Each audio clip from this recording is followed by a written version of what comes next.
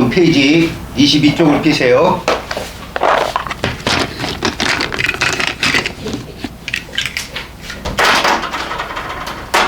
자, 오늘은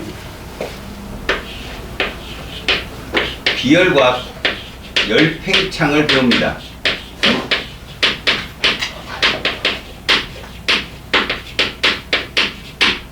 자, 비열이 뭐고 열팽창이 뭔지를 여기서 다룰 거다. 먼저 거기 보면 총 2페이지로 얘가 전개가 돼 있죠. 왼쪽은 비열에 대한 얘기가 써 있고요.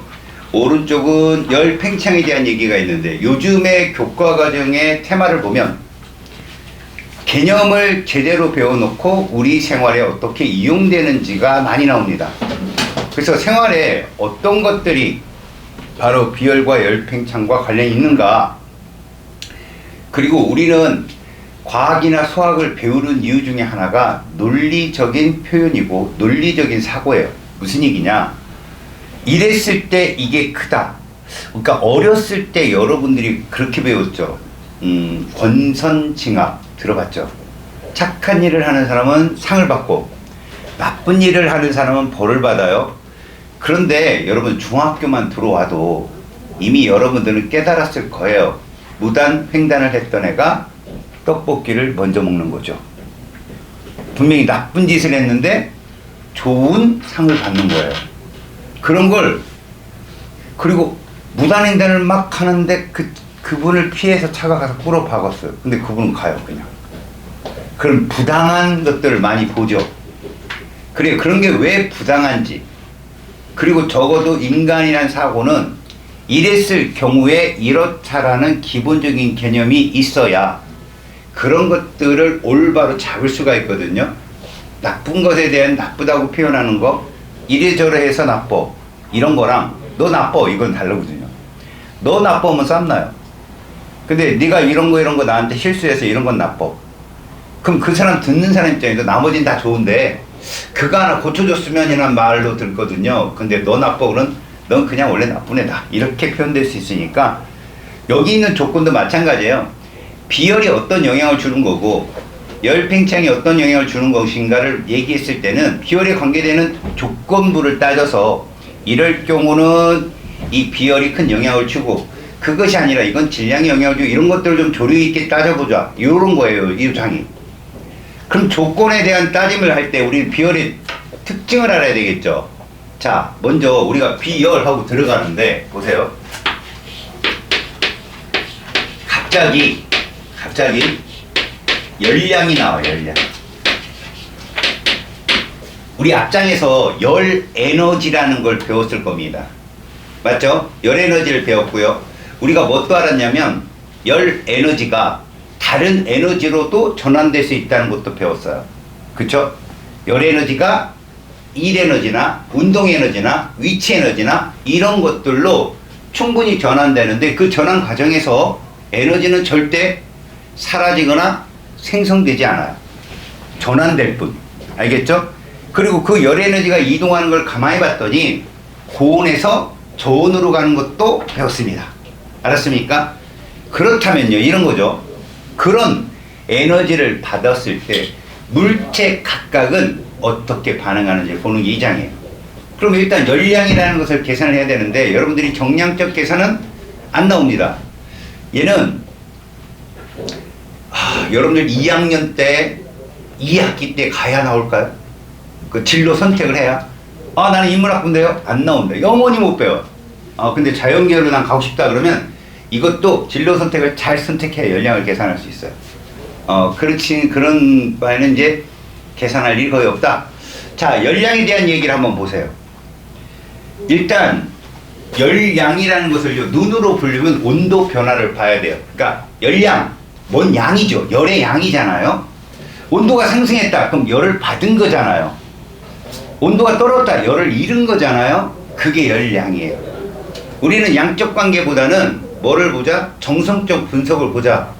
온도 변화로 인해서 얘가 열을 잃었는지 얻었는지를 지난 시간에 열평에서 배웠다고요, 우리가. 그 열의 양을 열량이라 부른다고. 단위는 칼로리라는 단위를 쓰고요. 이건 어디서 많이 봤어요, 여러분들? 일상생활에서. 빵, 동킹 가면 266kcal 막 써있으면 니들 뭐 골라요? 한 180 이런 거 고르잖아요. 몸 생각해서.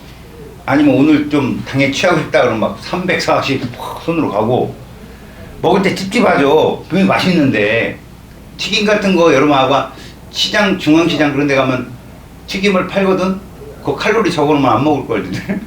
살벌해요. 떡볶이 굉장하고 거기다 칼로리 적어놓으면 난리 납니다. 여러분들 안 먹어요. 근데 여러분 그 칼로리가 진짜일까요? 그런 거 생각해 본 적 있어요?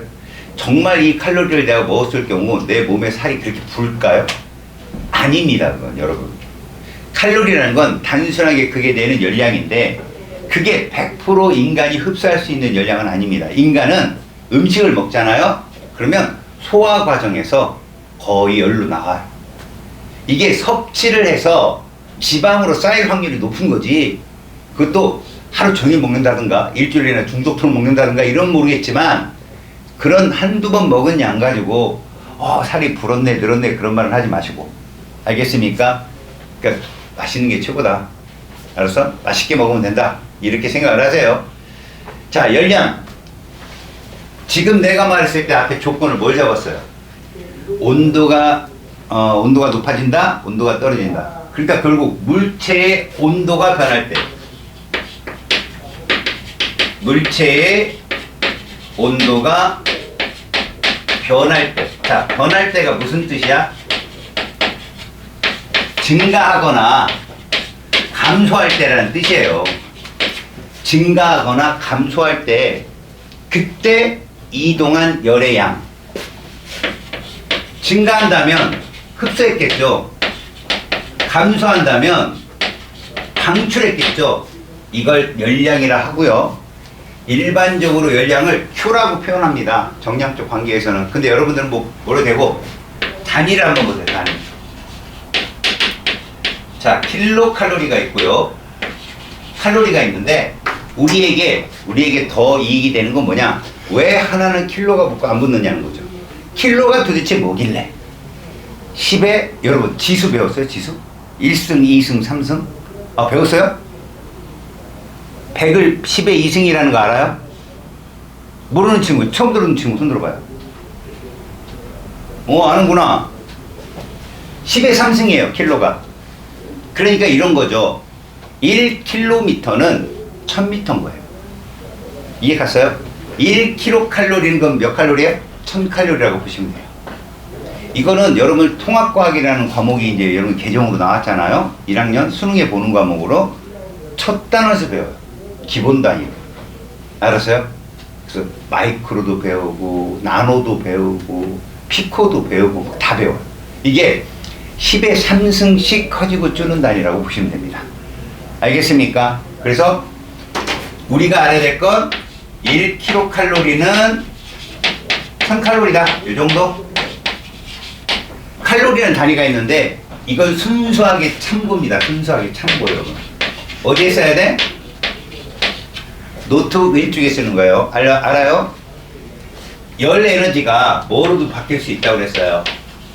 열 에너지는 일 에너지로 바뀔 수 있다고 그랬어요. 제가 이걸 과학자들이 밝혔죠. 그러면 과연 1칼로리는 몇 줄일까요? 라는 거죠. 다릅니다. 이게 4.2줄이라 보통 우리가 열의 일당량 그러면 이렇게 씁니다. 열은 1로 따졌을 때 얼마의 줄이야 라고 할 때 잘 보세요 여러분. 여러분 이거 옆으로 쓱 큰 거 뭐라고 읽어요? 이렇게 읽어요. 줄 퍼 칼로리. 알았어요? 자, 요 퍼를 알고 가면 앞으로 과학이 70%를 뚫을 겁니다. 무슨 얘기냐면 잘 들으세요. 과학 수업을 받는다는 건요, 요령을 안다는 거예요. 개념도 중요하지만 여러분 당장 성적이 나와야 되잖아요. 성적에 지대한 영향을 주는 요령을 하나 알려줄게요. 일반적으로 퍼는 이런 겁니다. 예를 들어서 1칼로리당 4.2줄에 해당돼요 라는 것을 간지나게 이렇게 쓰는 겁니다. 이렇게 간지나게. 그럼 뭐라고 해석만 할 줄 알면 돼요? 자, 요 아래에 아무것도 안 써있죠. 퍼 밑에. 무조건 1입니다. 아무것도 안 쓴 건 1이야. 그래서 뭐라고 읽어라? 1칼로리는 4.2줄이다. 10칼로리는 몇 줄일까? 그렇게. 뭐 분해 이게 아니라 머릿속에서 연산이 돼야 돼요. 이걸 비례식이라고 하거든요. A 대 B는 1대 3이 대 이런 비례식 해봤죠? 이게 머릿속에 올려놓고 풀면 되게 잘 풀립니다. 그게 무슨 말이냐? 얘는요, 이렇게 보는 거죠. 1칼로리는 몇 줄이라고? 4.2줄인 거야. 근데 10칼로리 그럼 얘 밑에 쓰면 되잖아요. 10칼로리 머릿속에 하는 거예요. 몇 배 커졌어요? 10배. 그러면 얘는 42줄이구나. 이렇게 보는 거예요. 알았어요? 자, 이제 여러분 속력 배웠어? 속력? 잘 보세요. 어렵습니다. 숫자가 홀수예요. 이게 속력입니다. 속력은 시간분의 거리. 그래서 시간은 속력분 이런 거 외웠잖아요. 이 외워가지고 소용없어요. 그거는 이겁니다. 잘 보세요.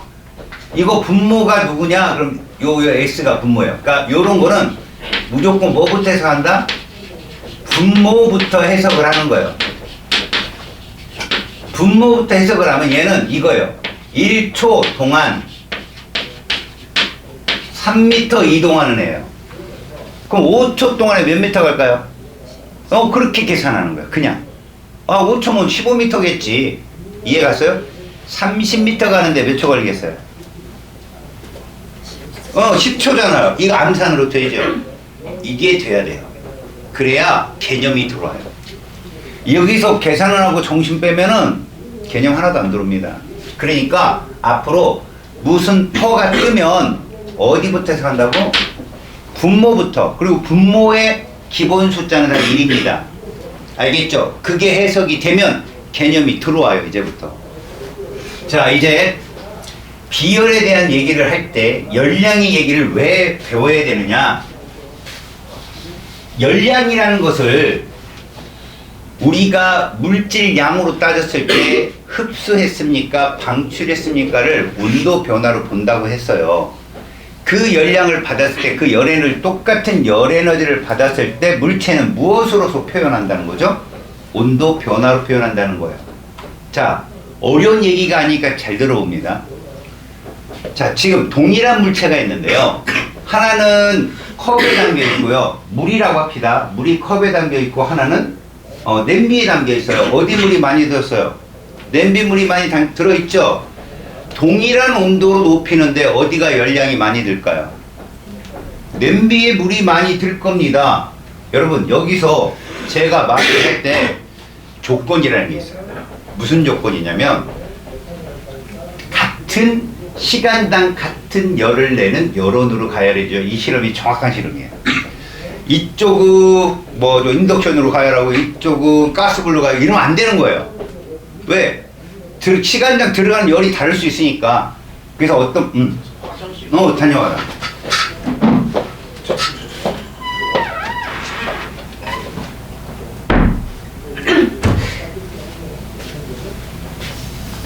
동일한 열원이라는 말을 씁니다. 알겠습니까? 지금 제가 무슨 말을 했냐면 동일한 물질입니다. 동일한 물질인데 질량이 크면 더 많은 열을 받을 수 있겠구나 알아야 돼요. 동일한 온도로가 변하는데 더 많은 열을 낸다. 자, 이거는 무슨 얘기를 의미하느냐?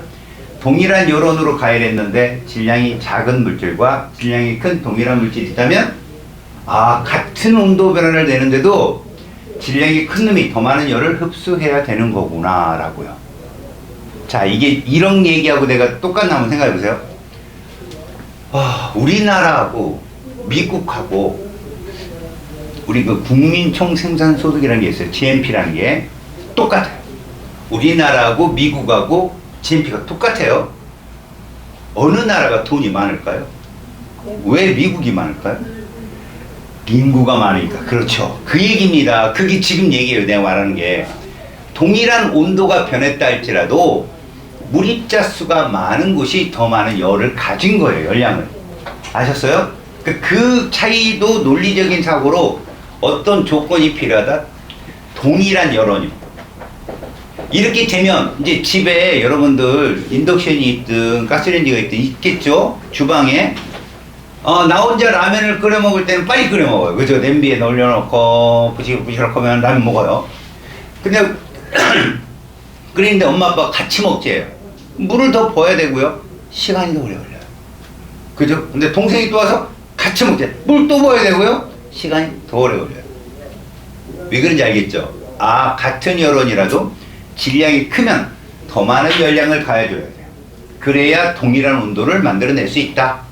열량이라는 건 그런 겁니다. 그래서 여기 보면 물체의 온도가 변한다, 그러니까 떨어진다, 늘어난다는 열이 들어간다, 나온다라는 표현이지만 구체로 더 들어가면 질량이 어떨 땐 열이 더 들어가고 이런 것까지 우리가 지금 설명을 한 거죠.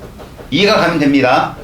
자, 밑에 보시면 괄호 1번 질량이 같을 때 이런 말이 있어요. 만약에 질량이 같다면요, 이렇게 오케이, 질량이 같다면 온도 변화를 더 크게 하려면 열량을 어떻게 하면 돼요? 더 넣으면 되죠. 그 얘기가 써 있어요. 자, 물질이 질량이 같다면 열량이 이렇게 할까요, 여러분? 높아지면, 열량이 많아지면 온도 변화도 어떻게 된다? 증가율이라고 해볼까요? 변화율도 커진다. 알았습니까? 그렇다면요, 여기에 세부 조건 하나 더 넣어볼게요. 동일한 열원으로 가열하면 열량이 커질 때, 요거랑 같은 말이 뭘까요? 시간이 많이 걸린다라는 표현이에요. 이해가요?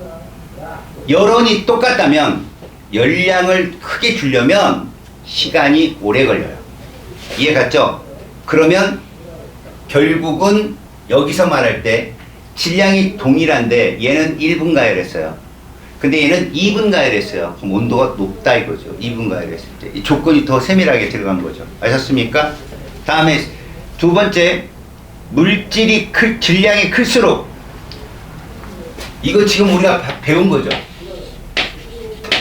물질의 질량이 클수록 동일한 온도가 변하는데 많은 열이 필요하죠. 그죠? 같은 온도 변화가 나타나는데 많은 열량이 필요하다, 이런 뜻이에요. 근데 이것도 만약에 실험을 한다면, 질량이 작은 놈하고 큰 놈을 넣는다면, 동일한 열원으로 가열을 한다면 결국 질량이 작은 애보다 질량이 큰 애가 같은 온도를 만드는 데 더 많은 열이 들어갈 수밖에 없다. 우리가 했던 내용이에요. 그대로. 아셨죠? 자, 거기 밑에 그림이 있습니다.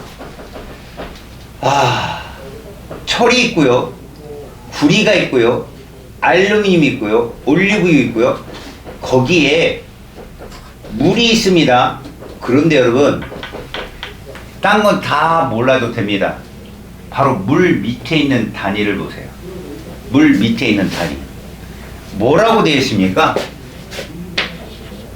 킬로칼로리, 퍼 킬로그램, 도시, 이렇게 되어 있죠. 단위가. 제가 어디부터 해석한다고 그랬어요?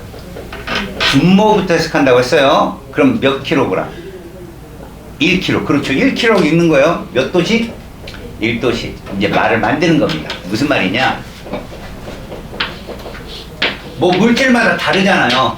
어떤 물질 1kg을 1도시 높이는데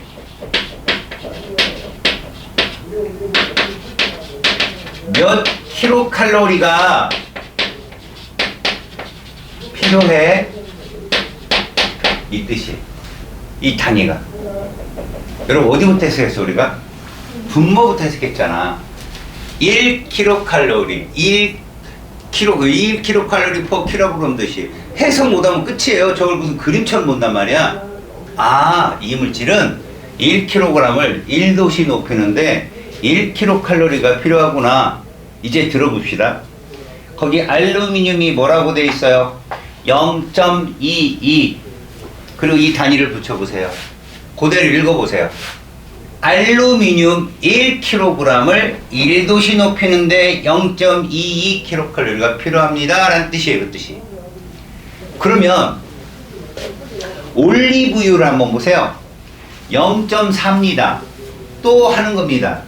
올리브유 1kg을 1도씨 높이는데 0.4kcal가 필요합니다.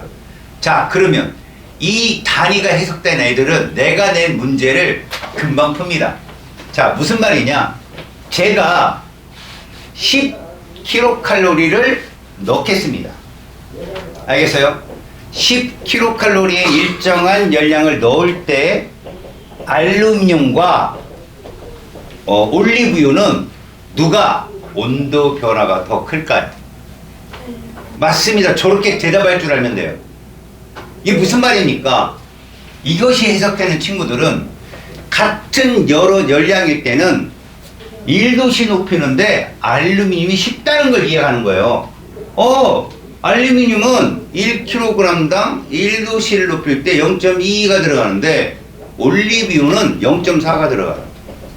그러면 1도씨 높이는데 알루미늄이 쉽죠? 동일한 열량을 받았다? 아, 알루미늄이 훨씬 빨리 온도가 올라가겠구나. 이게 끝입니다. 이해 갔어요? 저게 뭔 줄 알아요? 저게 내가 아까 수업 전에 너희들한테 겁을 줬던 비열입니다. 저게. 알았어요? 저걸 비열이라고 그러고요. 비열의 단위입니다. 저건 밀도와 더불어서 물질의 특성입니다. 그래서 봐. 너네들 거기 보면 철이 있고 구리가 있고 모래가 있고 알루미늄이 있는데, 자, 이제 내가 조금 어려운 말을 쓸게. 밖에 햇빛이 찌는 곳에 이 물질 동일한 질량들을 구리하고 철하고 내놨어. 누가 뜨거울까? 같은 시간 동안에. 햇빛이 쨍쨍 찌는 곳에 구리하고 철하고 내놨어. 누가 뜨거울까? 잠깐 내놨다면 금방 온도가 올라가는 애가 누구야? 맞았어. 그 얘기라니까. 지금 얘기가. 아, 얘는 금방 뜨거워지겠다. 아, 물론 얘들아, 한참 시간이 지나면 열평형에 의해서 온도 똑같아야 돼. 근데 일찍 그 온도에 도달하는 건 구리일 거라는 거지. 금방. 그래서 구리선은 열 전도가 좋아. 그러면 전기 전도도 좋아. 전자 때문에 그런 거거든. 그래서 얘들은 어디에 쓰이느냐? 우리 전선에 쓰여. 구리선. 알았어요? 이 숫자가 뭘 의미하는지 알겠니? 이렇게 따지면 맨 오른쪽에 누가 있어? 물 있지? 얘들아, 우리 몸의 70%가 물이란다. 포유류들이 물을 굉장히 많이 함유하고 있고, 체구가 작은 동물일수록 있잖아. 하다못해 곤충일수록 그 물을 잃지 않으려고 몸이 진화한 거야. 휴틴질이라는 딱딱한 층으로. 곤충도 딱딱하지. 뼈는 없는데 껍질이. 물을 잃어버리지 않으려고. 왜? 물이 쉽게 온도를 올리지도 않고 쉽게 온도를 올라가지 않으면 쉽게 안 떨어져. 그럼 뭘 의미하지? 열을 쉽게도 안 뺏기고 쉽게도 안 오르는. 사람이 열을 받으면 좋은 거 아니야? 아니야, 얘들아. 우리 몸은 36.5도씨를 지켜야 될 필요성이 있어. 모든 포유류들이 말이야, 자기 체온이라는 게 있단다. 그 체온을 유지하려고 물을 많이 함유할 수 있게 진화된 거야. 잘 잃지 않고 잘 얻지 않게 하기 위해서, 일정한 체온을 유지하기 위해서. 그럴지 못한 애가 누구냐? 바로 파충류야. 뱀이나 이런 애들은 햇빛쯤은 제일 먼저 바위에 올라가서 이러고 있어. 몸을 활성화시키려고.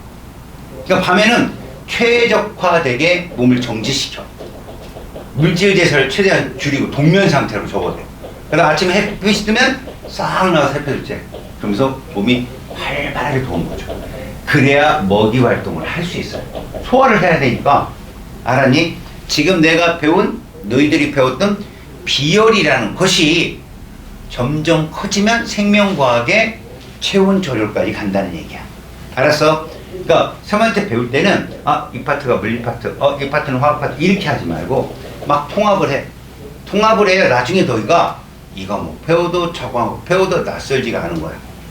그리고 아직 우리나라 그 교육업계가 전문 과목만 가르쳐서 배출하기 때문에 이렇게 합쳐진 수업은 듣기가 어려울 거예요. 너희들이. 저런 거 TV에서 가끔 보면 유명하신 박사님들이 막 나와서 말씀이 재밌잖아. 그분들은 영역을 통합시켜서 설명하니까 재밌는 거야. 알았니? 그러니까 자꾸 들어봐. 여러분 지금 제가 말한 그 화살표 쭉 있는 물질들이 뭐라고? 그게 비열이고요.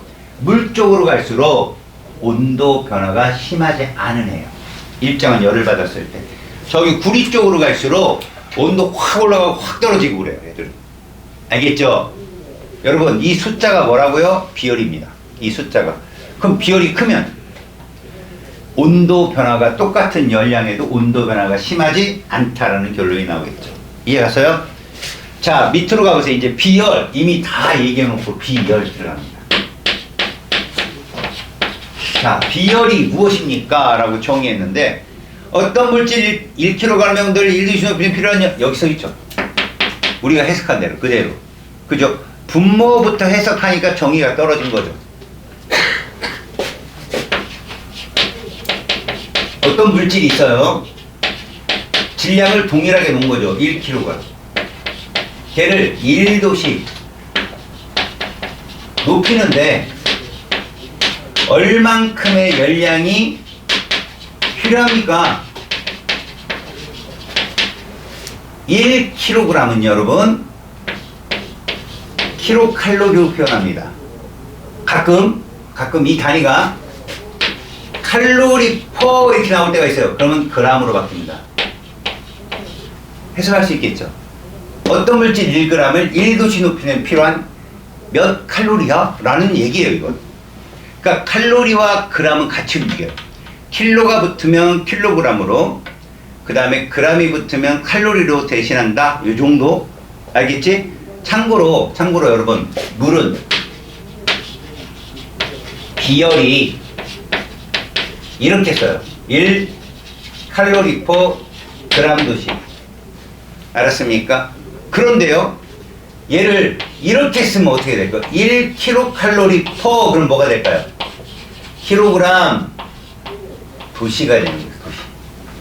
알았어? 자, 이제 질문. 아까 수업 도입부에 1 칼로리가 몇 줄이라겠지? 4.5 6 얼마지? 4.2줄. 종료의 악수. 몇 줄? 몇 줄? 4.2줄. 빙고. 야, 니네가 어느 학원을 가든 학교를 가든 이렇게 선생님이랑 대화를 하기가, 그죠? 수업할 때 물어봐줘야 대답하는 거잖아. 니네가 알아서 대답하면 선생님 뭐라고 할 수도 있고, 딴 애 수업하는데 방해할 수도 있고. 참 염세적으로 살아요, 애들이. 야, 수업은 적절하게 왁자지껄해야 돼. 나만 하는 게 아니라 같이. 니들 친구랑 놀 때 왜 재밌어?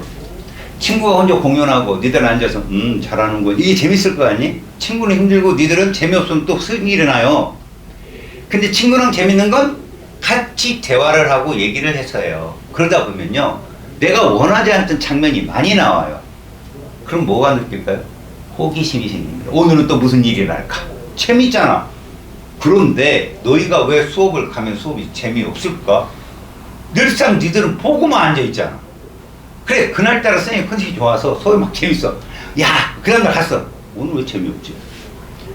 니네가 TV를 보는 게 그거야. 그 TV 보는 애들이, TV를 하는 애들이 머리를 쓴 게 있어요. 시청자를 참여시키자. 이게 같이 대화하는 거거든요. 그랬더니 조금 재밌어진 거야. 근데 어떻게 다 소개시켜줘 못하지. 그거를 하는 데가 뭐냐? 유튜브인 거야. 그래서 유튜브가 뜬 거야. 그래서 개인 방송. 왜? 걔들 읽어주잖아. 참여가 되는 거고 막 거기다 댓글 달고 기분 좋으면 돈도 써. 막. 이렇게 된 거야. 너희들이 이 수업을 재밌게 하려면 내가 물어봤을 때 대답을 해. 모르면 쌤 죄송합니다 못 들었어요. 그러면 대화가 되잖아. 야 다음부터 드라이 봐봐 하하 이러면 되잖아.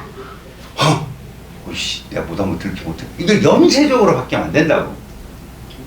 너희들은 적어도 이거 공부를 해가지고 내일 모레 시험 보는 거 아니잖아. 이거 진짜로. 아 물론 진단평가는 보겠지만 노트 보고 풀래잖아. 뭐가 그렇게 힘들어. 난 시험에 스트레스 받게 하고 싶진 않아. 알았어? 대신 뭐냐면 수업이 그냥 자꾸 얘기도 하고 대화도 하고 서로 얘기하면서 왁자지껄하면서 재밌게 하자는 거야. 알았어? 내 공연을 보지 말라고. 나랑 대화하자고. 야 자기 남자친구나 여자친구가 말도 안 하고 니랑만 뻐끔뻐끔 쳐다보면 재밌냐? 네? 그렇다는 얘기라고. 화가 나서는 얘기는 아니고 그냥. 그 밑에 비열 밑에 요런 말들이 쭉 써. 얘들아 이게 뭐냐고. 1번 2번 3번 이렇게 밑에 글로 써있는 말들은 대부분 조건을 주는 거야. 야 비열이 이런 거야. 근데 이 비열은 물질마다 다르다. 이렇게. 다시 말해서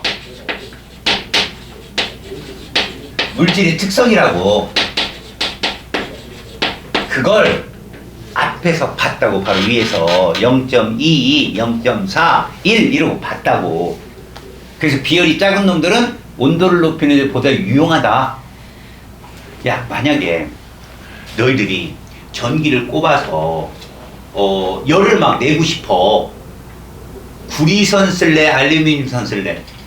그게 이게 상식이거든. 직접 해보고 싶은 거지 나는. 플러스 마이너스 놓고 자 선 가져와봐. 설치 찌 하나 주고 뭐 이런 걸 보고 싶다는 거지. 그럴 수는 없으니까 그냥 상상만 해. 알았어? 자 두 번째, 비열이 큰 물질일수록 당연히 일정한 온도에 도달하는데 많은 열량이 들겠다는 거야. 그지? 자, 두 번째 조건이 시험에 가끔 나오는 조건, 잘 나오는 조건이야. 비열이 크면이야. 일정 온도를 높이는데 많은 열량이 필요하다. 당연한 얘기야. 그래서 이것을 그래프로 한번 나타내보자. 무슨 얘기냐? 그 밑에 그래프를 보잖아. 요러한 두 개의 그래프가 있어. 잘 봐요. 가로축이 시간인데 조건을 무시하고 가지마. 이거 동일한 열원으로 가열한 거면 곧 열량은 여러분 이거 뜻 알아? 이거 오 이게 무슨 뜻이라고? 잘했어. 비례한다는 뜻이야. 맞아요? 시간이 오래 걸리면 열량도 많이 필요하다. 이 뜻이에요. 그러니까 시간은 열량인 거야. 그래서 시간이 오래 흐르면 열량을 많이 줬다 이런 뜻이라고. 그래서 그래프 두 개를 봤다는 거야 얘들아. 이 세로축이 온도다. 근데 온도인데 이 출발점은 처음 온도를 뜻하는 거야. 일단 실험을 하려면 온도는 동일한 데서 출발해야 되겠지. 그래서 걔도 출발점이 똑같은 거야. 하나는 이렇고 하나는 이런 거지. 자 근데 이 얘기를 하고 싶으면 지금 요 줄 얘기를 하고 싶으면 요렇게 보는 거야. 자 지금 여기부터 시작해서 여기 온도까지 온도 변화 똑같죠? 그때 노란색 물질은 시간이 여기고요. 파란색 물질은 시간이 여기입니다. 아, 파란색이 열량이 더 많이 필요했구나, 이러는 겁니다. 이해 갔어요? 그래프를 볼 줄 알아야 된다고. 그래서 A라는 물질과 B라는 물질이 있다면 얘들은 여러분 좀 어려운 말 쓸게. 온도 변화 이러면 좋겠지만 여러분 앞으로 이 삼각형을 그리잖아요. 델타라고 합니다. 뭐라고 한다고요? 데이터가 아니라 델타. 이게 물리학에서는 무슨 뜻이냐면요, 변화량이야. 변화량. 나중값에서 어떤 값을 뺀 값? 처음 값을 뺀 값의 뜻이에요. 여러분 2, 3학년 학생들이 모여있으니까 직선의 방정식 배우죠. 직선의 기울기 어떻게 구해요? 가로축 X축 변화량분의 Y축 변화량을 배우죠. 저렇게 표현하면 뭐라고 쓸 수 있어요? 델타 X분의 델타 Y. 이게 고등학교 쓰는 용어예요. 알았어요? 델타는 정말 많이 나와요. 델타 V 그러면 V가 속도잖아. 아, 속도 변화량이에요. 델타 V. 델타 T 시간의 변화량이죠. 알았습니까? 또 온도 변화는 요렇게 써도 돼요. 이때 T는 타임이 아니라 템퍼레이처예요. 템퍼레이처, 온도. 템퍼레이처. 알았어요? 아, 온도 변화가 어떻게 하는 거냐면 온도 변화가 지금 A하고 B가 같다는 겁니다. 맞아요? 온도 변화 같는데 봐요. 시간 변화는 어때? 시간 변화는 A하고 B가 같지 않고 누가 커요? B가 크다는 얘기예요. 지금 같은 온도를 높이는데 B가 훨씬 많이 필요해. 그럼 비열은 B가 크다는 얘기죠. 온도를 높이는데 더 많은 열이 필요한 거니까. 결론, 비열은 A보다는 B가 크다. 니들 그 교재에는 요 A에 대한 애를 식용유로 적었고요, B에 대한 애를 물을 적었어요. 여러분 이건 좋아요. 같은 온도가 같은 시간이 지났을 때 같은 열온으로 식용유는 끓고요, 물은 안 끓을 수 있어요. 온도 변화가 다르니까. 근데 여러분 그거랑은 헷갈리지 맙시다. 이거 듣고 잃어버려요. 그냥 식용유가 먼저 끓으니까 물보다, 그죠? 식용유가 그럼 입자들 간의 힘이 더 센 건가요? 혹은 약한 건가요? 여러분 그런 거 따질 때는 끓는 점을 보는 겁니다. 여러분 끓는 점이 무슨 상태가 무슨 상태로 변하는 점이죠? 액체가 기체화되는 점이죠. 액체가 기체로 변할 때는요, 입자들 간격이 모든 입자가 기체화돼야 될 동안 필요한 시간이 있어요. 그거를 기화열 구간이라고 하는데 보통 분자간 인력은 끓는 점으로 찾습니다. 끓는 점.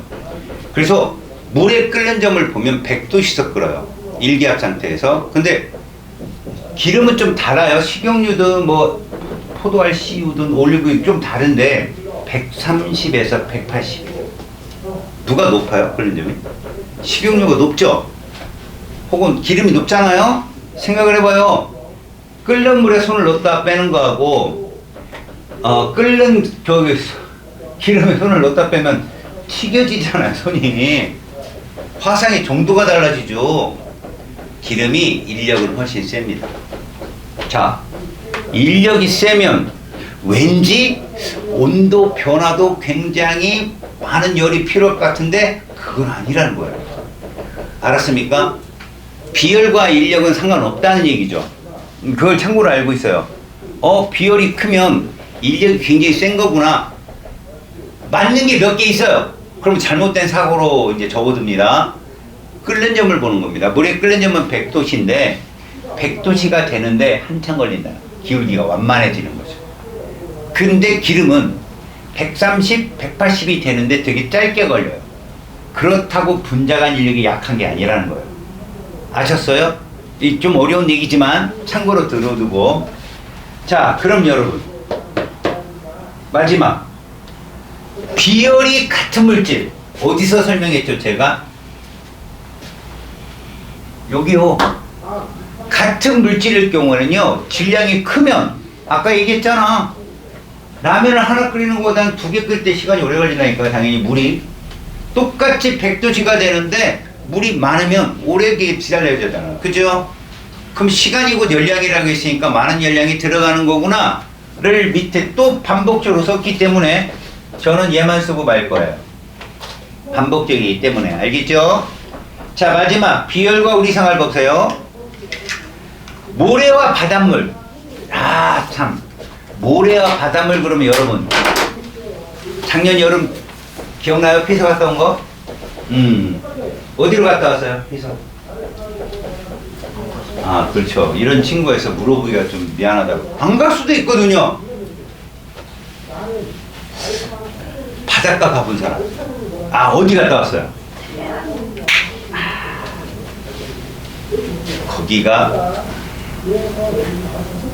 꼬치 해수욕장 아 그렇죠 한 번 가봤어요 태안 그 뭐 어디든 가면 하얀 백사장이 있는데 진짜 뜨거울 때는요 그걸 즐기시는 분도 있더라고 그 뜨거움을 푹 빠져가면서 아 뜨거나 이러시는 분도 계신데 아 발바닥 뜨거워 그래서 신발을 슬리퍼를 신고 나가야 되는 근데 물에 들어가면 안 뜨거워요 자 이건 뭐를 의미할까요? 같은 햇볕 아래에 있는데 얘는 뜨겁고 야 그 햇빛 찡찡 찌는 날 철봉 만져봤어? 와우 지금도 깜짝 놀라겠지?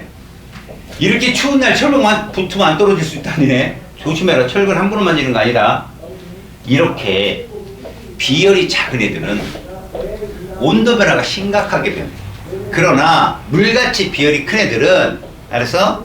거의 변하지 않아 물론 엄청 변하면 얼기도 하고 막 이러는데 똑같은 조건에서는 비열이 큰 애들은 온도 변화가 심하지 않다 그런데 아까 내가 여기 했으니까 넘어갈까 하는 말 요거 이해한 친구들은 이 문제 맞춘다 잘 들어 여름철이야 니네 우리나라 지도를 보고 우리나라 이게 지도가 있지 않을게 지도가 우리나라가 여기가 왼쪽에 바다가 있지 여기 동해야 서해야?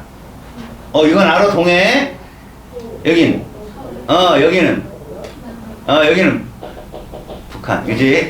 야 요것도 물어볼게 동해가 깊냐 서해가 깊냐 안 들어가봐서 모르겠지? 아 얘들아 서해는 수심이 80m다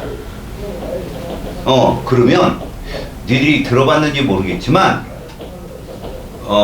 해양 지지락으로 따지면 대륙붕이야 수심이 100m 정도 150m 정도 되는 애들을 대륙붕이라고 얘기하거든 그러니까 서해안은 황해는 무조건 다 대륙붕으로 돼 있는 거라고 보면 돼 알겠어? 근데 동해는 깊은 곳은 대화태라고 해가지고 신의주나 그 북한 쪽 앞쪽에 3km 지점돼 있어 동해가 훨씬 깊다고 자 이제 질문이야 여름철의 수온은 서해가 높을까 동해가 높을까?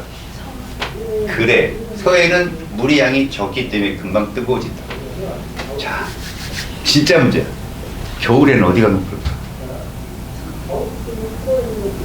겨울에는 어디가 높을까? 짜잔 짜잔 짠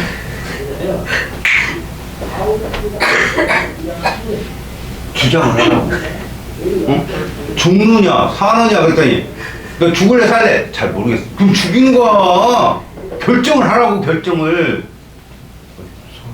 서해가 높다? 근거를 대봐 왠지 그쪽으로 쏠렸어 마음이?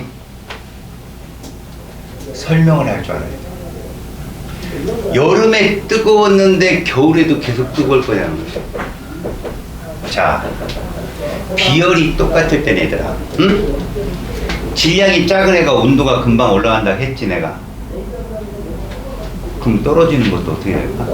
금방 떨어진다고 그래서 겨울에는 동해가 높아요 이게 무슨 얘기냐 자 들어요 여기 있는 내용 말고 번 외의 내용입니다 열 용량이라는 게 있어요 열 용량 자 내가 학교까지 니네가 한 2km를 걸어가야 되는데, 응?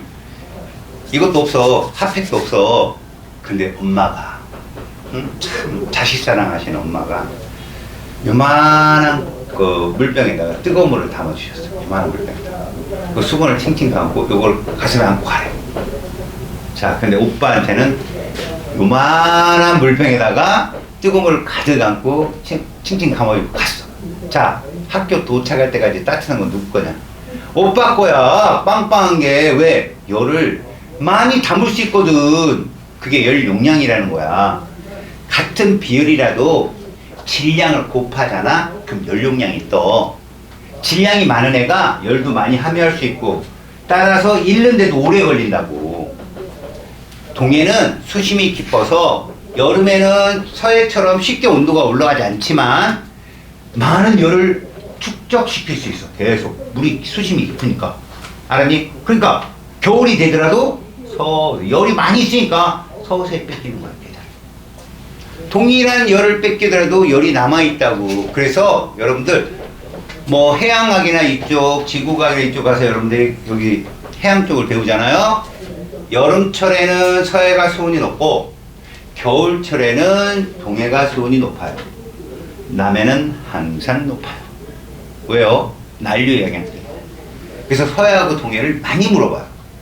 근데 그거 외우는 것도 좋지만 이렇게 열용량을 배운 친구, 열량 비율을 배운 친구라면 동일한 물질이라면 물량이 많은 동해가 서서히 뜨거워지고 서서히 식겠구나 라고 알아두시면 됩니다. 아셨어요? 자, 이제 페이지 23쪽 이걸 가지고 이 내용을 자, 여러분 두 번째인 이 열팽창은 무엇이냐면, 열을 받으면 창, 물체들을 구성하는 입자가 운동을 시작합니다. 근데 참고로 봐봐요. 고체는 이 운동을 합니다. 그래서 얘를 문제상에서 니들 아까 봤지? 요렇게 표현해요. 요렇게. 진동한다고. 입자가 이동은 안 하는데 제자리에서 부르르 떨어요.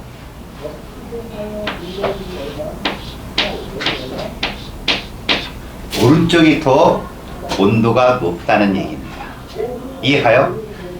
얘가 온도를 T1, 얘를 T2로 한다면 이 온도예요.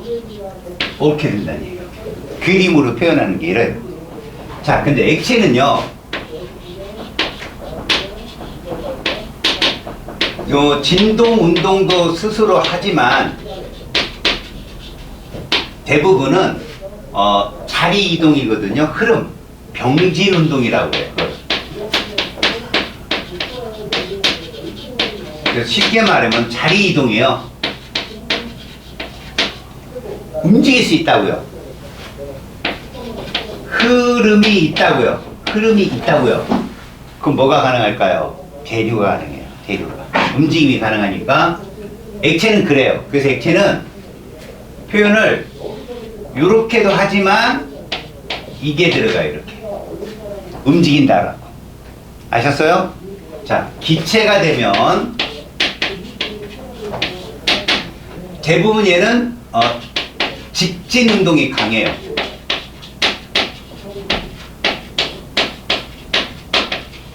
직진 운동이 강하는데 진동과 뭐도 해요? 병진도 해요. 그래서 얘들은 대부분은 이렇게 냅둬요. 일반적으로. 근데 얘도 한다.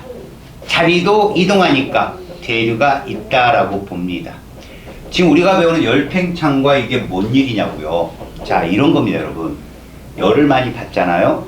물질마다 이 진동의 정도가 달라서 어떤 놈은 동일한 온도 열을 받았는데도 진동 운동이 너무 강해갖고 서로를 밀어내요. 이게 자리를 이동하는 게 아니라 멀어지는 거예요. 입자 사이 간격이. 걔가 이동한 게 아니라 옆에서 밀려서 멀어진 거거든. 그럼 우리가 측정하는 같은 질량인데 부피가 어떻다는 얘기죠? 팽창한다는 얘기입니다. 잘 들으세요. 부피가 팽창하니까 열팽창. 그게 뭐 어떻다고요? 다 아는 거죠? 밀도는 어떻게 될까요? 열팽창하면 밀도는 부피당 질량이거든요. 부피 분의 질량이라고 하지 말고 우리 부피당 질량이에요. 그럼 단위 부피당 입자의 숫자가 질량인데 얘들이 운동이 심하면 멀어질 거 아니겠니? 그럼 단위 부피당 입자 수가 줄겠지. 밀도는 작아진다. 다시 얘들아, 밀도를 내가 부피분의 질량 그러니까 과학 같아 보이지. 그러지 말고 밀도는 딱 알아두세요. 누가 더 무거워요? 밀도가 크면 무거운 거고요. 밀도가 작으면 가벼운 거죠. 뜨거운 물하고 차가운 물하고 누가 밀도가 크다? 차가운 물이 밀도가 커서 무거우니까 아래로 내려오는 거고, 따뜻한 물은 가벼워서 위로 올라가는 거예요. 공기도 마찬가지고. 이해 갔어요? 그런 얘기입니다. 그럼 이제 질문 들어갑니다. 고기압은 알아요? 고기압? 첫 시간 했어. 기억나? 저기압 고기압 했잖아. 고기압은 날씨가 맑죠? 공기가 내려오는 거거든요. 온도가 어떨까요? 저기압보다? 그죠? 따뜻하니까 높을 것 같다고 해서 그때도 틀렸죠. 차가운 공기가 내려오는 거기 때문에 온도가 저기압보다 낮아요. 근데 애들이 따뜻하니까 온도가 높다고 착각을 해요. 잘 보세요. 공기가 상승해야 구름이 만들어지고 흐리죠. 왜 상승하냐는 거예요. 인과를 보세요. 지표가 뜨거우니까. 그러니까 밀도가 작아서 올라가는 거고, 왜 막냐는 거예요. 공기가 내려오니까. 차가운 공기가. 하늘이 맑은 거예요. 구름이 없고. 제발 조건부로 생각을 하세요. 같은 겨울이고 같은 여름이라면 눈 오는 겨울과 비 오기 직전에 그 후덥지근한 날씨 있죠? 그때 저기압이 온도가 높습니다. 고기압보다. 그래서 오히려 햇빛이 쨍쨍한 겨울에 쌀쌀해요. 춥고. 아시겠죠? 그게 조건부 생각이에요. 과학적인 논리적 사고. 자, 일단 이런 운동들이 있다는 거 지금 선생님이 소개했어요. 거기 보시면 열 팽창이 뭐냐 했더니 물체의 겉으로 보기 길이나 부피가 팽창하더라. 길이나 부피가 팽창하더라는 겁니다. 아셨습니까? 자, 열 팽창이 뭐냐?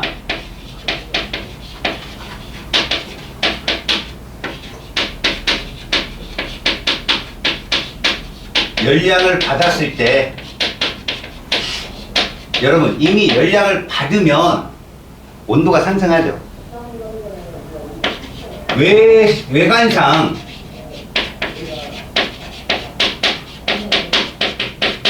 겉으로 보기에 길이나 부피가 길어지거나 팽창하더라. 이걸 열팽창이라고 한다고요. 알았어요? 신기하지 않아요? 철사가 이만큼 있으면요, 뜨거운 여름에는 좀 길어요. 눈으로 확 드러나진 않아요. 눈으로 확 드러나려면 어떻게 하면 되는 줄 알아요? 이게 점점 크면 돼요. 크면 같은 팽창률이라도 표시가 나요. 이런 거랑 똑같아요. 이 친구가 10,000원이 있어요. 소비 패턴이 죽여. 플렉스하는 애야. 50%를 소비하는 애야. 5,000원 거뜬히 쓰는 애야. 이 친구가 1억이 있어. 똑같이 플렉스하면 이 친구 망해요. 5천만 원을 써야 되거든요. 그렇다는 얘기예요. 규모가 커지면 같은 팽창률이라도 눈에 확연히 띈다고요. 그게 어떤 거냐? 여러분 철로 본 적 있어요? 철로? 가보니까 쭉 이어져 있어요? 끊어져 있어요? 그 관찰력이 좋은 친구네. 끊어져 있습니다. 철로가. 왜? 여름이 되면 얘가 팽창을 해요. 그래서 길잖아요? 그러면 약간 뒤틀릴 수 있어요. 그럼 열차가 가다 어떻게 될까요? 탈선해요. 그래서 개들이 늘어날 수 있는 팽창률을 고려해서 다리 길이랑 잘라서 약간 띄워놔요. 알겠습니까? 다리 있죠, 다리. 고가다리 이런 다리. 다리 딱 시작되는 부분을 보면 틈이 있어요. 지그재그로 틈이. 이것도 열 팽창률을 고려한 거예요. 다리를 일시적으로 그냥 놔버리잖아요. 통나무처럼 딱 놔버리면 얘가 팽창을 해도 다리가 뒤틀릴 수 있어서 수명이 오래가지 못합니다. 알겠습니까? 요런 것들이 열 팽창이에요. 열 팽창. 알겠니? 자, 봐봐. 자기 집에 가스를 쓴 그 양이 어디에 표시되어 있는지 아는 사람. 가스를 쓰면 숫자가 바뀌잖아. 그거 본 적 있어? 가스 검출기? 본 적 있어? 집에 가스 쓰지? 아, 근데 맞아. 요즘에 그렇게 인터넷 카톡으로 오더라고. 검출기, 그분이 맨날 오시거든, 원래. 와서 검출 용량을 검출하시거나 아니면 밖에 붙어 있는 거에 숫자를 쓰거나. 근데 요즘에는 카톡으로 와. 카톡으로 보내주면 돼. 사진 찍거나. 거기를 보면 요렇게 돼 있다, 얘들아.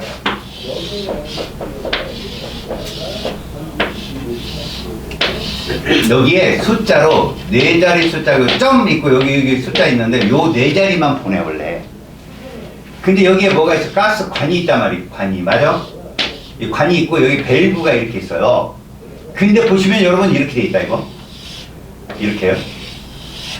꼭 꺾어져 있다. 이 꺾은 이유가 뭐냐? 일직선이 되었는데 만약에 팽창이 생기면 밸브가 있거든? 그 밸브 부분이 뒤틀려서 가스가 셀 수 있어. 그러니까 한번 꺾어 놓으면 약간 팽창해도 그 밸브에 영향을 안 줘. 여유를 주는 거니까. 머리 쓴 거거든, 이게. 이해가니? 그래서 니네들 처음에 사우디아라비아 이런 데서 석유가 나잖아. 그럼 얘를 석유가 나는 그 산유지에서 이 석유를 그냥 파는 게 아니야, 얘들아. 정제를 해서 팔아야 되거든. 휘발유라든가 등유라든가 이렇게 정제. 그럼 그 석유 정제소까지 그 석유를 운반해야 되잖아. 운반 비용이 만만치가 않아. 그럼 관을 설치해. 관을. 직경 1.5m 막 이런 관을 설치하면 거기로 석유가 같이 나가는 거지. 그때 가장 많은 그 사고가 있었던 게 이 관이 팽창. 사막이 얼마나 뜨겁냐. 팽창 때문에 뒤틀려갖고 틈이 생겨서 새는 거지. 근데 그 새 어디서 새는지 모르잖아, 또. 그래서 걔들이 머리를 쓴 거야. 방사선 추적자라는 걸 넣어, 물질을. 그럼 걔가 가다가 양이 좀 변하지, 구간마다. 여기서 샌다. 찾아서 가서 수정하고. 이랬단 말이야. 그래서 걔들이 어떻게 하냐? 틀어서 이런 거야. 왜? 팽창을 해도 여분이 있게. 집진하고 좋은 게 아니라고. 알았어?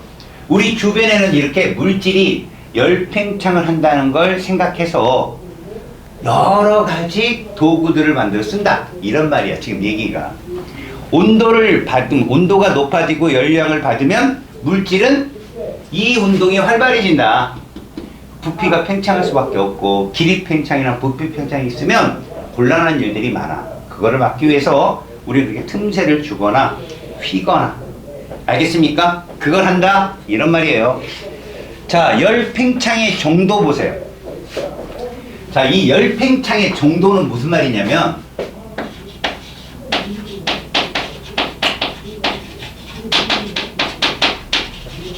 사실 물질마다 달라요. 물질마다 다른데 같은 물질이라면 고체보다는 액체보다는 기체가 운동이 활발하잖아요. 팽창률이 더 커요, 기체 쪽이. 같은 온도 변화 1도씨가 온도가 올라갈 때 빵빵해지는 율이 기체가 훨씬 큽니다. 왜? 자유로워서요. 나머지들은 그래도 잡혀 있잖아요, 옆에. 고체는 규칙적이고 액체는 그나마 좀 덜 불규칙하더라도 간격이 좁으니까 팽창하는데 걸림돌이 많거든요, 주변에. 근데 기체들은 직진 운동을 하기 때문에 야호예요, 야호. 끼야호, 그냥 완전히 쫙 커집니다. 그 니들이 해도 풍선이 빵빵하게 커지는 이유가 그것 때문에 그래요. 동전 주화에다 한번 해보세요. 이렇게 커지나? 약간은 변화가 있겠죠? 알았어요? 변화가 없습니다. 그래서 거기에 보면 동그라미 1번 뭐라고 되어 있습니까? 기체가 가장 어떻다? 빵빵한데 말이 안 되는 소리가 있어요. 거기에 뭐라고 되어 있느냐? 기체는 종류와 상관없다고 되어 있어요. 모든 기체는 어떻다고요? 늘어나는 정도가 같다라고 되어 있다고요. 자, 이 온도가 높아질 때 부피가 늘어나는 정도가 같다를 누가 말씀하셨을까요? 바로 샤를이라는 과학자가 발표했습니다. 들어봤어요, 샤를? 샤를의 법칙? 온도가 높아지는 대로 273분의 1씩 부피가 커집니다 라고 말씀을 하셨거든요. 그 샤를이라는 분이 어떤 분일까요?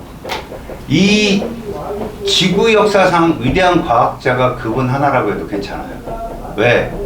업적으로는 훌륭한 것도 많은데 그분이 그 시민혁명이라고 프랑스 혁명이 있었어요.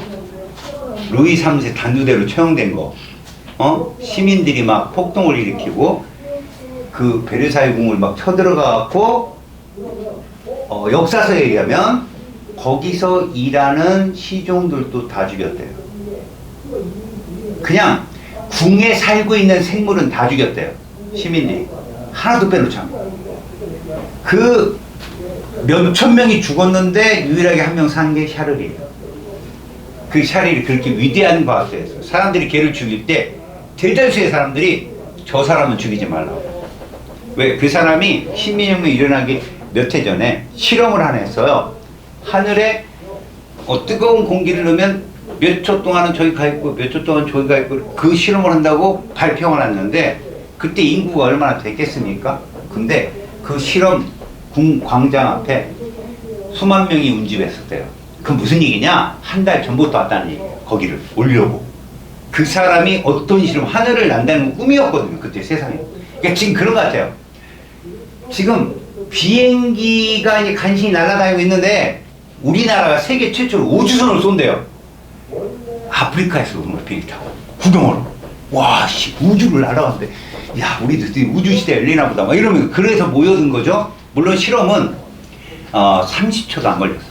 그러니까 시작했는데 1초면 저기 이래야 되는데 슝! 끝났어요. 실험은 너무 짧았어요. 근데 하늘 올라간 거예요. 기구죠. 지금의 말은 기구. 슝! 하고 올라갔어요. 그리고 터졌어요. 사람들이 박수 쳤어요. 와, 저기 하늘로 올라갈 수 있다. 사람이. 대단하다. 그때 그 역사에 보면 얘가 올라갔다가 떨어졌대요. 어디 농장인가. 그래서 막 적군이 쳐들어온 줄 알고 총 들고 나오고. 여러분, 그 실험이 있고 한 수세기가 지나서 1차 세계대전이 일어났죠? 그때 여러분 비행기가 없었어요. 라이트 연기도 없었고. 그래서 어떻게 했냐? 기구를 타고 상대방 진영에 이렇게 관찰을 가도 그걸 떨어뜨릴 무기가 없었다고. 그래서 기구 타고 이렇게 가서 이렇게 밑에 보여. 총을 쏘면 총알이 거기에 안 가. 그러니까 손인사하고 적병이 기구끼리 서로 인사하고 그랬었어요. 처음엔. 그다음에 이제 가까이 갔을 때 누구 하나가 총을 쏜 거 아니야? 근데 맞아. 그 다음부터 전쟁이 된 거야. 그래서 기구를 쏴서 떨어뜨리고 막. 그래서 그러니까 하늘에 공중전이 최초가 그거예요. 기구 타고 지나가 총 쏜 거. 알겠어? 그러니까 그렇게 기체에 대한 연구를 때 지대했었단 말이야. 그때 과학자들이 얘기했어. 너무 디테일하니까 모든 기체는 온도 변화가 같으면 부피 팽창도 똑같다라고 정하자. 그게 기체 법칙이야. 알겠어? 그래서 여기 기체 팽창을 따진다는 이 동그라미 1번 말은 되게 어려운 말이에요, 여러분. 이런 겁니다.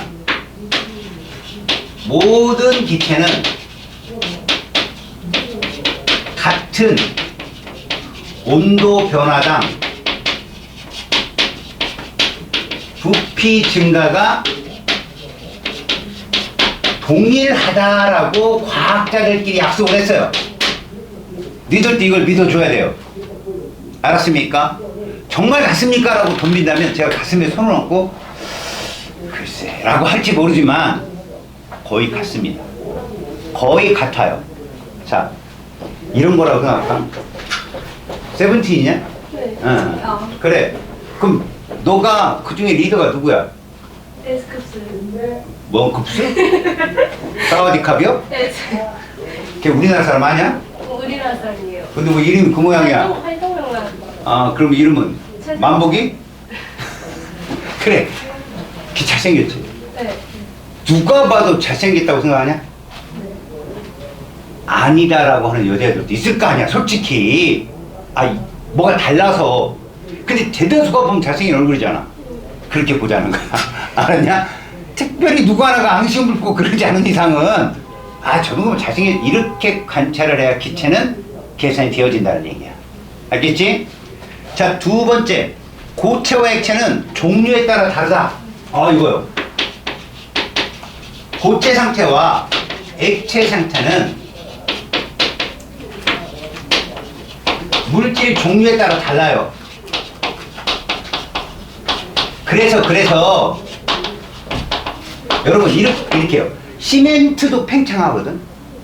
철도 팽창하죠. 누가 더 잘 팽창할 것 같아? 느낌상. 맞아요. 철이에요. 철이 순물질이거든요. 시멘트는 막 섞인 거고, 탄산가시움에 생석회 막 진흙에 막 섞인 거니까 어쨌든 혼합물이고, 얘는 순물질이라면 철의 팽창률이 더 커요. 물질에 따라 다르다.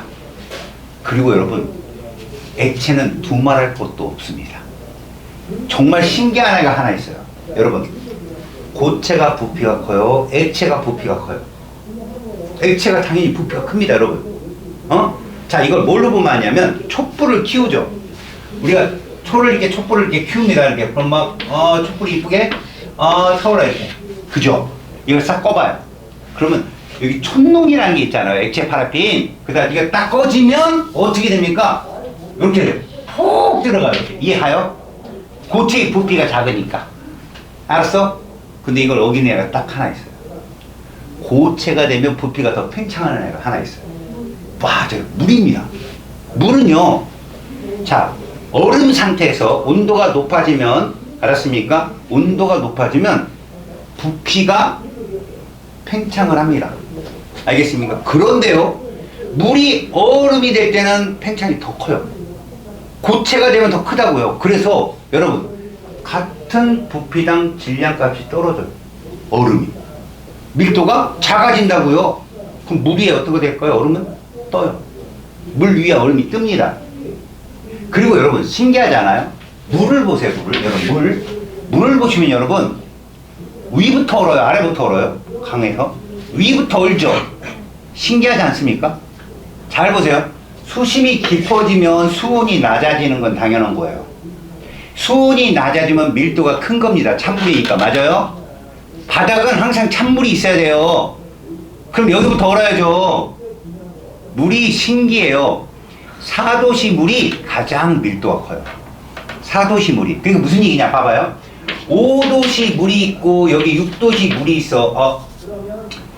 6도씨 물이 있고 여기가 5도씨 물이 있으면 얘가 밀도가 큰 건 맞죠? 근데 얘가 쌀쌀해졌어. 그래서 얘가 4도씨가 되었어. 그럼 얘가 밀도가 커지죠. 그럼 얘가 내려와요. 그럼 얘는 어떻게 될까요? 올라가겠죠? 근데 3도씨가 되었는데도 얘가 가장 밀도가 커가지고 얘가 안 내려와요. 2도씨가 돼도 안 내려와요. 1도씨가 돼도 안 내려와요. 0도씨가 되면 위로부터 얼어요. 이거예요. 물의 밀도 차 때문에 이런 것도 있다는 겁니다. 그런데 그렇게까지는 보지 마시고 일반적으로 고체보다는 액체가 부피 팽창률이 큽니다. 얼음만 빼고. 알았지? 자, 세 번째, 물체의 온도가 많이 변하면 당연히 부피도 많이 변하겠죠. 무슨 얘기입니까? 열량이 많이 공급되면 부피 팽창률도 크다는 얘기예요.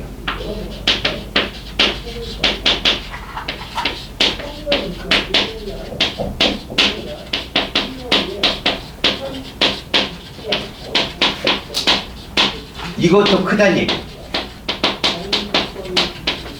이런 뜻입니다. 이런 뜻. 아시겠습니까? 자, 이제 이걸 이용한 게 누구냐? 바로 바이메탈입니다. 이걸 이용한 게 누구라고? 바이메탈. 여러분, 바이메탈이라는 게 열 팽창 정도가 다른 애 두 개를 연결해서 그걸 이용해서 만든 장치거든요. 스위치 온오프 장치일 수도 있고요. 자, 무슨 말이에요? 요렇게 놓는 겁니다, 여러분. 봐봐요. 서로 다른 금속을 두 개를 놔요, 이렇게. 금속을 다 놓습니다. 이것이 A고요. 요 밑에 있는 게 B야. 근데 잘 봐요. 가열을 했더니 여기다가 요렇게 가열을 했어요. 이렇게 가열. 뿔같이 안 보이지? 안나 가열 됐죠? 이게 가열 같죠 이제? 그러면 이렇게 되더라는 거예요. 잘 보세요. 얘가 이렇게 되더라고요. 자, 여러분 잘 봐봐요. A, B 중에 누가 더 많이 늘어났을까요? 맞았어요. 열 팽창이 A가 더 큰 거예요. 열 팽창 정도가 이렇게 되더라는 거예요. 자, 잘 들어 이제. 뜨거워서 A가 많이 늘어났죠. 차가워지면 A가 더 많이 줍니다. 다시 말하면 열 팽창이 크다는 건 수축과 팽창이 같이 크다는 거지, 팽창만 크고 수축은 아니고 이런 게 아니에요. 온도에 따라 부피의 변화율이 크다는 뜻이에요. 그래서 실제로 여기다 얼음을 올려놓잖아요. 그럼 위로 휘어. 왜? A가 더 많이 수축하니까. 이걸 이용하면 뭘 할 수 있느냐? 여러분 그런 거 있죠. 어떤 특정 온도가 되면 탁 꺼지거나, 토스터죠. 토스터기가 아니라 토스터가 기계 이름인데, 그러니까 역전이죠. 역전, 앞이 아니라 똑같은 말이죠. 그러니까 거기다 빵을 넣으면 얘가 가열이 자리가 너무 크면 딱 떨어집니다. 전원치가. 그럼 탕 튕겨서 올라와요. 다 익었다 이거죠. 알겠습니까? 이게 바이메탈. 그리고 어떤 온도가 막 점점 뜨거워진다. 그럼 막 떼르르르 울리는 화재 경보기. 팽창률 탕 움직여서 전원을 키우는 거죠. 이해 갔어요? 이런 것들이 바로 이걸 이용한 겁니다. 그래서 이 기구만 우리가 열 팽창 정도가 이렇다면 수축도 그렇고요, 모두 크다. 이거 명심을 하세요. 수축과 팽창 모두 크다. 알았지? 열 팽창이 크다는 건. 그래서 거기 예로 뭐가 있어? 화재 경보기가 있고, 그죠? 전기 주전자, 우리 커피포트라고 하죠. 그 다음에 토스터, 다음에 화재 경보기가 여기에 해당된다라고 보시면 되겠네요. 알겠지? 자, 그리고 우리의 생활, 이건 여러분 제가 다 설명한 겁니다. 이건 예거든요. 자, 기차 선로 아까 말씀드렸죠. 다리 이음새 설명해드렸죠. 자, 근데 거기에 안경테도 있어요, 여러분. 여기 안경 낀 친구들이 많네. 니네 안경테 천차만별인 거 알지? 가격대가. 그죠? 그러면 너희들 안경테 기준은 뭐예요? 엄마죠? 이거 사. 네? 이거 사는 거지? 엄마 이게 더 멋있는데. 그죠? 다 그렇잖아요. 얘들은 두 가지 종류가 있어요. 열 팽창 정도가 그나마 좀 적은 게 좋아요. 왜? 조금만 뜨거우면 이렇게 안경테 떨어지고, 그죠? 차가우면 이렇게 눌리고 그럼 되게 웃기잖아요. 팽창 정도가 좀 적고, 그럼 이 탄성이 좋아야 돼. 복원력이. 약간이 휘어져서 다시 원위치로 오는 역이.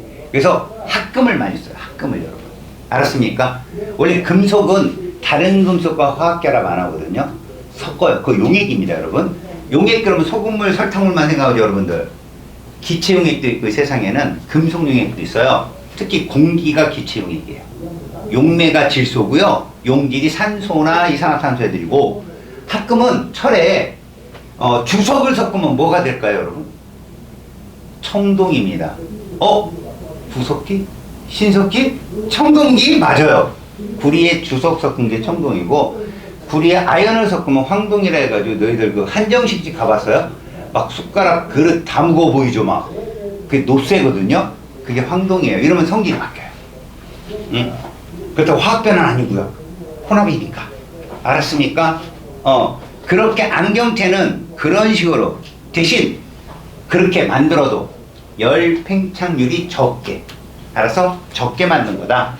다음에 밑에 열 팽창 정도가 비슷한 걸 사용해야 될 이유가 있어요. 우리 몸하고 똑같은 건데, 여러분들 그 무슨 치료, 신경 치료하고 나면 거기 때우잖아.